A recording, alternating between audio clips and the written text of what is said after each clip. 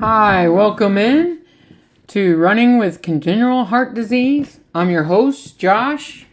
In this podcast, we're going to be talking about running a marathon in 9 weeks. We're also going to be running a ultra.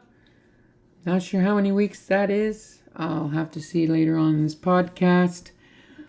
Basically, with my congenital heart disease, just had a hole in my heart when I was born and got it patched up. And then I have an enlarged heart.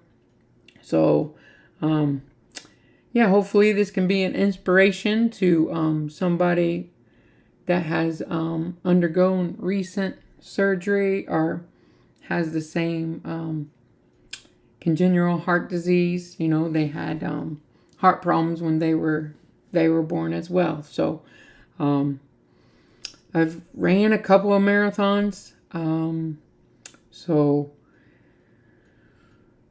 I would say definitely talk to your doctor before running a marathon. I try to get a checkup every year.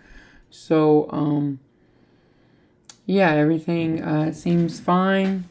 Basically, usually my diet is low carb, I would say. So that's what we'd be talking about, during training. You have a lot of time to, change your diet, change the way you do things. So that way, when the time's right, when it's race day, you just put all your knowledge together, put all the training together, and just finish the race. So I am going to continue to train with the low carb ketos. I think keto is the word. And I just feel like I have more energy when I'm in ketos. Just every time I eat like carbs, I always get really tired. So sticking with it for now. Should have started this podcast a couple of weeks ago, but got sidetracked. So I am in week 4, I believe, in my training for a marathon.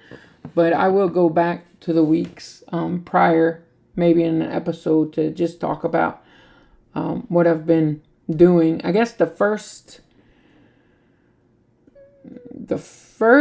week, since I'm training in 9 weeks for a marathon, I was able to do 10 miles.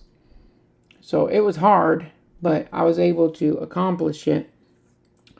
So I would say, you can always run a marathon in 26 weeks, you can run it in 20 weeks, 15 weeks.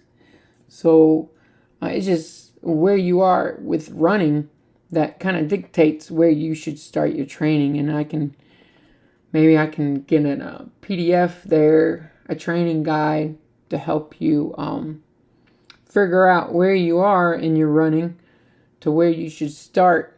You don't have to start 9 weeks. It's kind of bold, I guess, to do the 9 weeks training, but hopefully I can accomplish it. So I guess this week I'm going for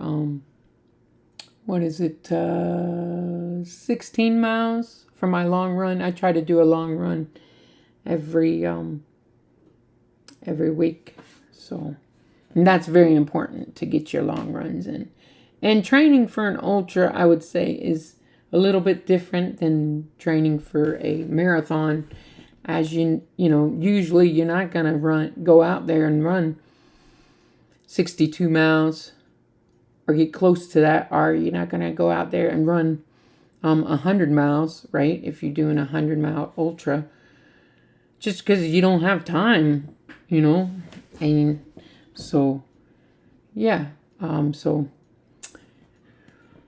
I'll just talk to you about how I train and what I eat, and hopefully that can help you avoid some mistakes that I make, and maybe you think, oh, I never thought of that. Maybe I should try that, and hopefully it can help you accomplish your goal.